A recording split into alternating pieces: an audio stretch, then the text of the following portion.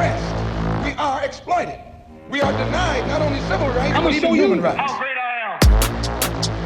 If you're some man of the rock, You want first place, come play with me. You want second place, go somewhere else. Let us sing forever. Let us play forever.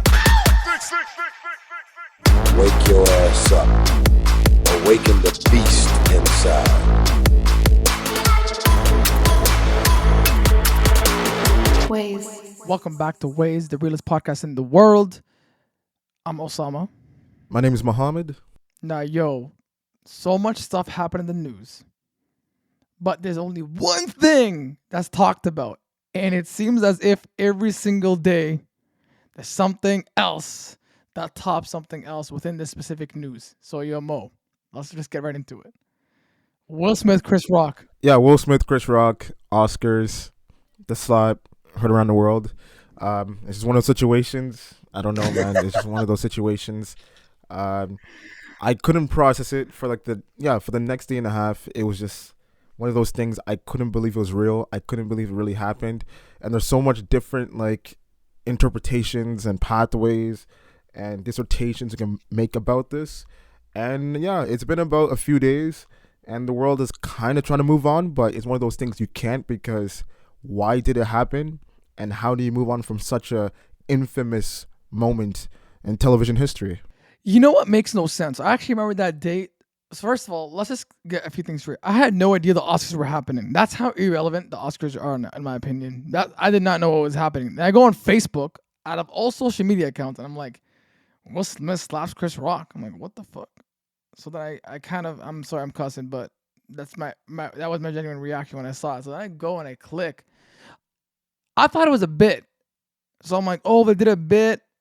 People are probably laughing, ha ha ha ha. But then I'm watching, I'm with our audio engineer, with DJ Nazi, and I'm like, yo, did you see this news? Chris Rock got slapped. But when he did it, when you see Will Smith walking, right, what's your ideal thought? Like when you see him walking, and he made that joke about his G.I. Jane 2 or whatever. Well, the thing is, I didn't find out until you texted me, right? So when you texted me, I realized that it was something wrong, because that's not that's not a text that someone just sends to someone, right? It's not a random, you don't make that up. So I kind of knew when I went on the internet and I saw it everywhere, it was probably legit. So when he made the joke, I'm like, okay, cool. And then the camera switches, so you don't see anything happening. And then all you see is Will Smith walking up. So as he's walking up, okay, I'm like, what's going to happen? And then when he smacked him, I knew that was real. I knew that was real, because that's a smack. That's not that's a comic book smack. And Bro, but what would you do if you were Chris Rock? Would you hit back? So this is where it all comes down to. Chris Rock is such a professional. We must all commend him for his action, because it's one thing to talk about what you can do in different situations and scenarios, but to actually do it in such a way where the show goes on. This is okay. Osama, this is what I've been talking about throughout the Ways history, about the reaction method versus a response method. And Chris Rock showed the perfect example of what to do in a situation to make yourself and the other person go away at ease, so everyone can have a good time and continue. Because when something happens, people naturally just react, whether good or bad. But when you have a response mechanism, thinking about the 5 to 10 best scenarios to alleviate yourself and the other person in a given situation, you're thinking more broader, you're thinking more calm and collective, and you're trying to devalue the escalation that's happening at hand. That shows how professional you are. And Chris Rock did the perfect example of what to do when millions of people are watching around the world on the most televised event when it comes to the movie industry, right? And it's two things. You can fight back, easy, and ruin the whole show for everyone. Or you could just act as if it didn't happen, make it small, insignificant, and make yourself the butt of the joke. He's a comedian, one of the top comedians, one of the greatest comedians of all time, and continue on the show and deal with it after. For sure. And the fact that he did that is very commendable. It's honorable. And I think there's lessons for us that everyone should learn from as far as what to do in any bad situation, obstacle, or a situation that's been mishandled. You know what's even funnier, to put light on the situation, are these memes. Because a lot of these memes did they go too far? Maybe for Will's stand, but for me, look, I guess as a viewer, I'm laughing. Like I'm just gonna say some of the memes.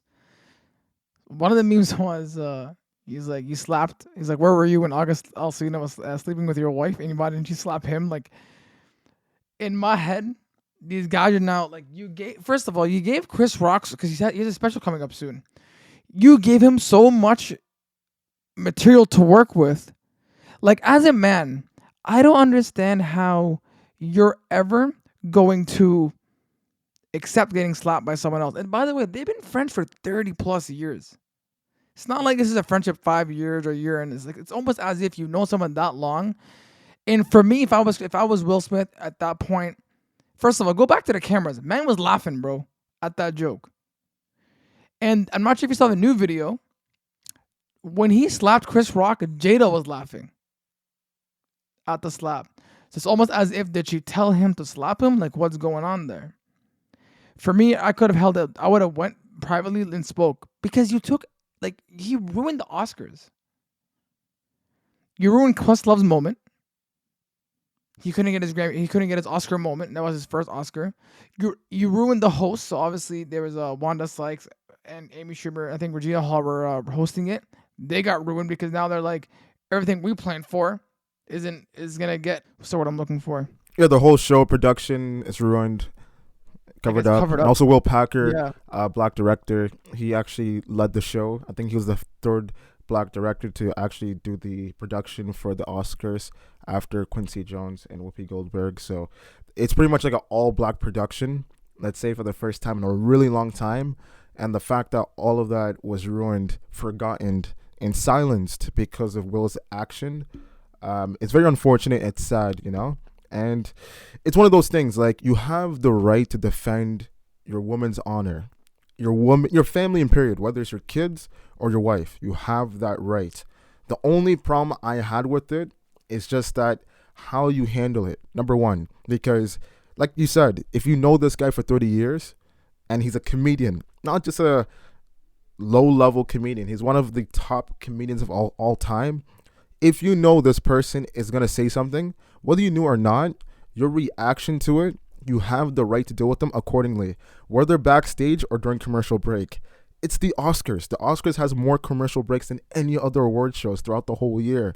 So there's no way that Will Smith couldn't wait at least 1 to 2 minutes after Questlove got his award until they presented the next award to approach Rock, whether he was angry, sad, or bitter. Whatever emotion he had, deal with it accordingly. But for you, like, because Will said, apparently what Denzel Washington, besides the quote that he told him about at your highest moment, that's when the devil comes for you. Apparently one thing he told Will Smith was the fact that the thing that you did wrong the most was going on stage and also using obscene language on live TV in front of kids and families. And that's not how you condone yourself. That's not how you act. That's not how you move, right? Yeah, but that quote was bullshit. You want to know why? Because no one knew he was going to win that night. It's not like he won and then he got egotistical. Maybe he knew. Sometimes people know all the time. It's Hollywood. Possibly. But dude, here's the thing. I've known at this point, if you guys don't know, we've obviously known each other for that long. If there is something that ever affected me because that's something you said, I wouldn't go talk to you personally. At this point, we've had multiple vulnerable conversations where we felt like, I'm not gonna go and hit you. What does that even solve? And by the way, it's funny because people called him out because he was doing that table talk with all the other actors. He's like, yo, violence doesn't solve violence. He's like, I would not put that myself. I was talking to and kind of adding on to that point, I was talking to a good friend of ours. I saw him recently for the first time in a long time. And basically we both said that it seems as though Will's holding a lot in. Like in these past 2 years, this guy had to like hear so much from obviously all that, like not even all the allegations, all the stories that happened to be true. So I think that was a moment of a build up and he just lost it. Like there's obviously so much that he couldn't hide anymore. I don't think it was the joke itself that pushed him. It's like that joke just added on, and like I guess his wife must have said something, and boom, the slap happened. But I don't think he should have won. Controversial opinion. I think they took it away from him because, dude, this is someone who you've known for your whole life, and as you said, bro, I would have went in the commercial break. It's like, yo, I want to talk to you. That's disrespectful. Like, I expected so much from you. Like, yeah, the jokes you made in 2016 about me and Wild Wild West and whatever, I can take that. But like, this is different, right? And obviously, as a man, you're gonna do anything to protect your wife's power, your wife's image. But slapping someone is not gonna solve it. Because what if Chris Rock punched you in the face? No, it's true. It's true. And once again, like, Will, you had every weapon at your disposal to talk to him, either backstage, during commercial break, even after at the post Oscars party. You had every option viable to you. But once again, if that's the case, everything he's been going through, that whole buildup, he let it go at that moment. And that's what happens, right? You never know how someone's going to react. So that's why at the same time, you never want to push someone towards their edge. Yes, we understand it's the Oscars. We understand it's in an environment where celebrities are going to be made the butt of the jokes for the audience entertainment. But at the same time, that's what comes with it, right? So you never know. Some people, if that's the moment where he decided to snap, there's nothing else that anyone could do to stop that from happening, right? I just think at this moment going forward is that Chris Rock is in a state of shock. He's still processing what's happened. For him, I know he probably feels like this man literally ruined my career. Not ruined my career, ostracized my career, to going from one of the GOATs of comedy to being the man known as the guy who got slapped by Will Smith at the Oscars. Because it's two different generations that views this moment. People who grown up with Chris Rock, a little bit older, they can forget about it. But for those who are younger, you become this instant meme. You become this reference of ridicule. You become this reference of humiliation. You become this reference of what it means to be devalued at the highest level, on the highest of stages at the Oscar. And for him, as a black man, as a man who has two daughters, as a man who grew up in Brooklyn, as we know the story, Everybody Hates Chris, that could do a lot to a mind.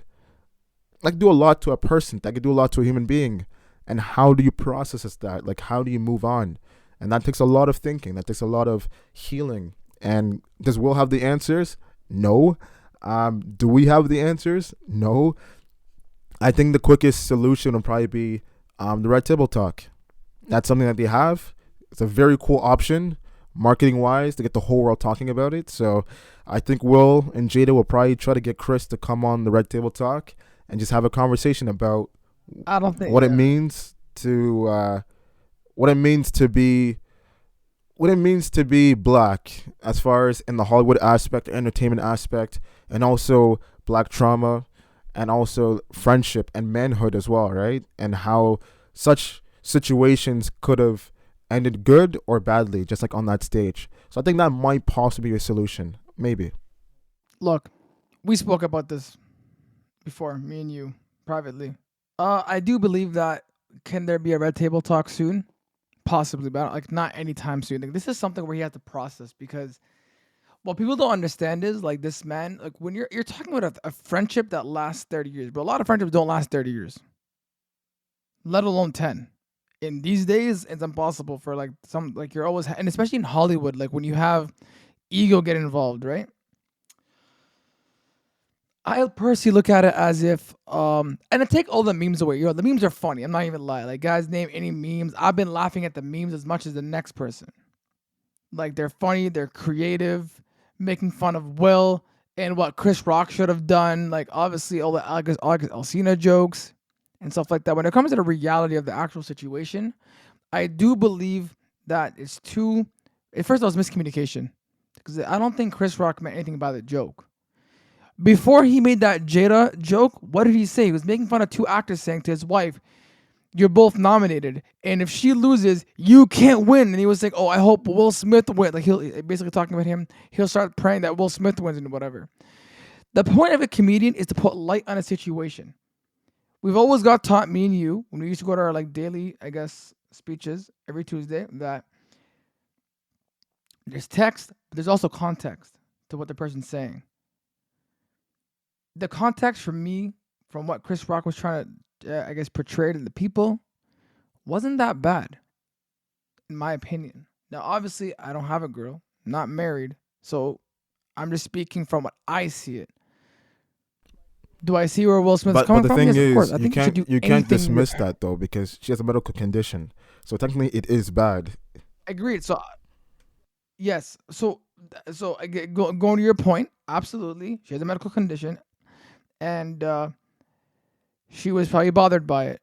But my thing is, he was apparently, first of all, there was rumors saying he didn't write the joke. He was reading off the teleprompter and whatever he was doing, and stuff like that. But besides all that, there's times when you're a man, and by the way, his apology, Will Smith's apology was BS.